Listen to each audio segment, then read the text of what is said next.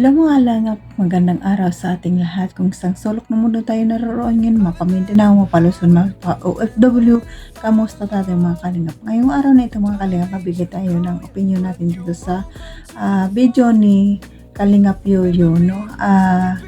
Dito in-interview niya si Kalingap Rab kung ano ang nararamdaman ni Kalingap Rab mula nga nung na-air si Kuya Bal, no, na naipatulpo si Kuya Bal. Talagang sabi ni kay Kalingap Rab, talagang masakit pa at nalulungkot, no, parang hindi pa naka-move on ganun. Grabe talaga ang ginawa ng pamilyang ito. Nakakasakit ang damdamin. Akala nila ganun lang yun, no? Habang buhay ay hindi na mawala ang mga ginawa nila. Nakaukit na yan, hindi na yung mawawala sa larangan sa ginawa nila, no. Napakasakit yun. Parang si Kalingap Rab ay talagang nasasaktan, lalong-lalo na ang kanyang ama ay pinatulpo. Kahit sino, kahit tayo, kahit ako, nalulungkot ako. Kasi napakasakit yun, guys. Manhin lang ang hindi nasasaktan, no? Kaya bago tayo magbigay ng opinion natin dito, paki-subscribe ang ama ng Kalingap Bal Santos Matubang atin na vlog, Kalingap Rab, Kalingap Ido, Jack Tapi Matubang, charity vlogger sa buong mundo na tumutulong sa ating kababayang mahirap. Andyan yung K-Boy sa directors at mga kasamang directors sa KCC. Suportaran natin mga Kalingap. Ang iyong lingkod sa araw na ito, Jasmine Survive channel. Kung di ka pa nakasubscribe, please subscribe and don't forget to click the notification bell para notified ka sa aking mga video na in-upload mga Kalingap. At kung bago ka pa lang sa aking channel, pag-subscribe and click the bell and para lagi ka notify sa aking mga ina-upload palagi mga Kalingap. At paki-support din ang ating mga Kalingap partners mga Kalingap. No? Huwag natin kalimutan i-support ang lahat. No? Tara na Kalingap, manood na tayo ng video bago tayo magbigay ng komento dito. Tara, let's go. Samahan niyo ako. 1, 2, 3, go! Mga Kalingap, hindi si Kalingap Rob. Lods, kumusta yung pakiramdam mo ngayon?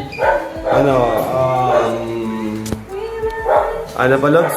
Ano pa rin, syempre marami pa rin iniisip talaga. At dito naman kasi nangyari, walang ano dito eh. Para sa akin, walang dapat panalo. Kasi pare-paras tayo ditong na-stress, di ba? Kumbaga walang panalo dito. Sabi ko nga, yung nangyari is hindi dapat nahantong sa ganun pangyayari. So, yun, lahat tayo dito talo, na-stress tayo lahat. Di ba? Naalala ko yung tatay ko rin kasi ganun din tatay ko pag may talagang hindi rin mapakalim pag may problema eh. Sige, Papa, bakit? Ganun sabi.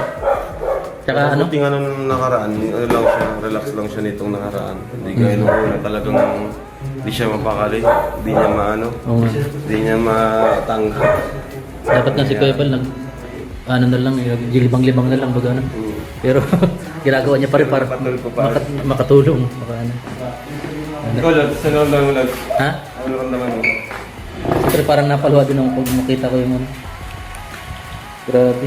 Nakita pag yung parang wala man lang silang Kalamansi, Lods. Ay, wala kalamansi. Bili kayo. Iglalip. So, ayan mga Kalingap, iyan lang muna ang update natin ngayon, no? Ito yung vlog ni Kalingap Yoyo, di pa napanood yun naman kung ano ang sinasabi ni Kalingap Rab, no? Talagang ibang-iba talaga kasi sila sa lahat. Sa tagal-tagal na nilang nag-YouTube, bakit ngayon lang na nangyari yun, no? Laking pagsisisi dahil sa ginawa ng pamilyang ito. Ang laki ng iskandalo ng ginawa sa buhay ng Kalingap. Napakalungkot lang, no? Hindi, kahit si Kalingap Rab, isipin natin, kahit ganyan lang si Kalingap Rab, tahimik lang, pero nasasaktan yan. Alam natin ang kanyang nararamdaman. Ibang-iba talaga.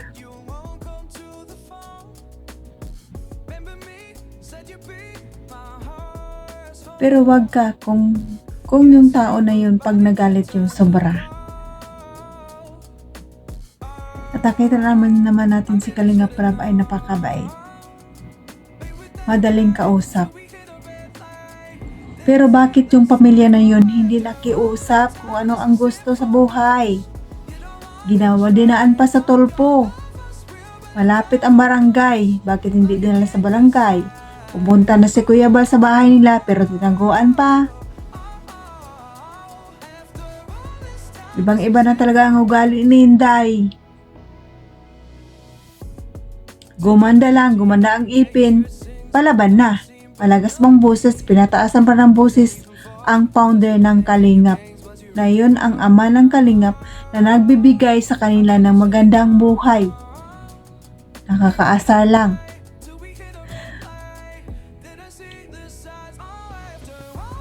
Ito yung pagpapatulpo niya kay Kuya Bal. Yan ang mag-uumpisa ng buhay mo. Boto yung kung yung sponsor ay nandyan palagi sa'yo.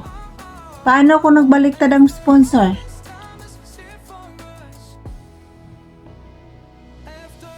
Dahil sa ugali mo na. Hindi ka na nahihiya. Yung taong naghirap sa inyo mula noon hanggang ngayon, ginawa nyo, bakit pinatulpo nyo pa? Diba sabi ni Kalinga Prab, malungkot, masakit. Pero wala na silang magawa dyan na yan eh. Pero yung damage na ginawa nyo, hindi yan maalis sa puso, sa isip.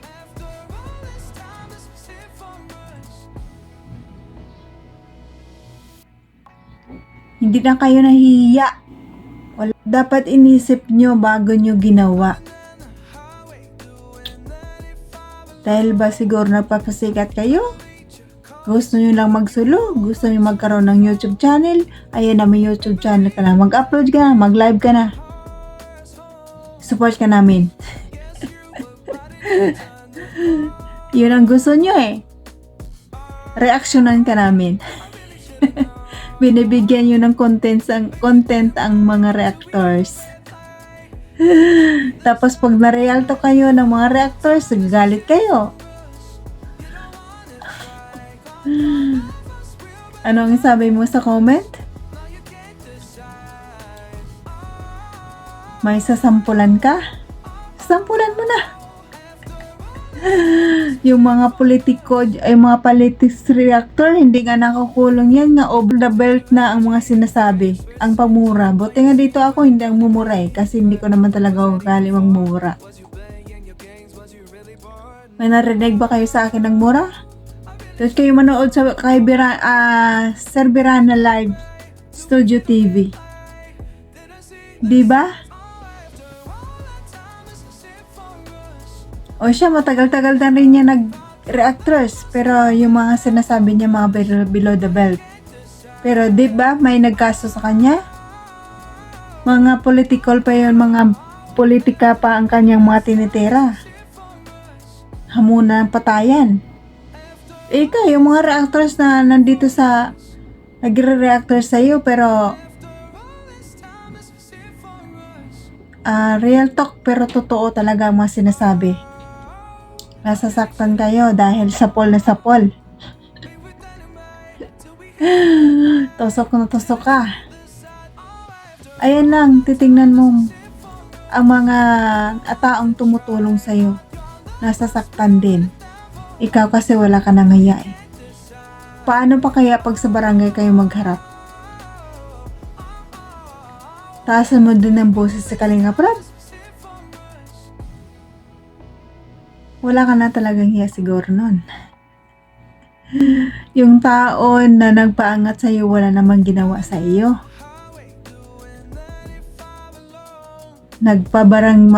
Naharapan ka sa barangay.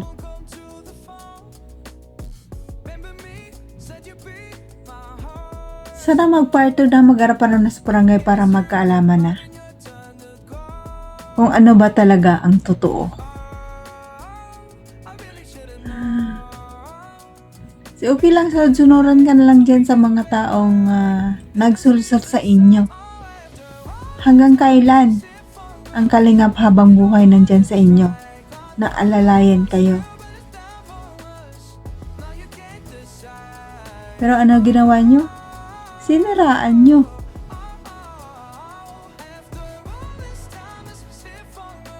Ano ngayon? Ang mga kaibigan mo wala na.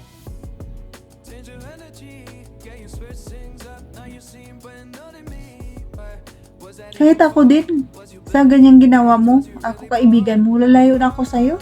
Wala na akong gana. Ganyan pala ang ugali mo. Sa totoo lang nakitaan ko na talaga siya ng hindi maganda. Pero dahil nga love natin ang EDC, nagpapatuloy tayo mag-support sa kanilang love team. Dahil sa kay Kalingap Ido. Pero noon talaga napansin ko na talaga ang ugali niya, hindi talaga maganda. May nakitaan na ako dati, pero hindi ko lang alam kung anong part yun. Ang puwet dito, sana noon pa talaga dapat sila nagreklamo eh. Di pa nila nagpatayo pa sila ng bahay. Saka sila nagreklamo. Ay nako. Paulit-ulit na lang tayo dito. Tayo na lang din nasasaktan. Dahil hindi natin matanggap ang ginawa sa founder ng Kalingap, si Kuya Bal o si kay Kuya Bal. Dahil kung mahal natin talaga ang sinusuporta na natin, nasasaktan tayo kung ano mangyari sa kanya, di ba? Sila wala nang pakialam eh.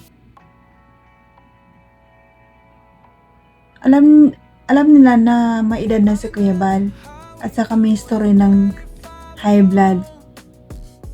Ginanon pa, dinala pa sa tolpo. Hindi iniisip ang kapakanan. At pumunta na mismo sa bahay para makiusap. Kausapin kung ano ba talaga, humingi ang dispensa. Bakit dinala pa doon? Ay, nako. Hanggang dito na lang makalingap ang ating pagdadaldala. Baka maano na naman ang masabi ko. Baka magmura na tayo dito. Pero hayaan na lang. Hindi natin sila sa kanilang buhay. Pero hindi nila tayong masasabi na manahimik lang.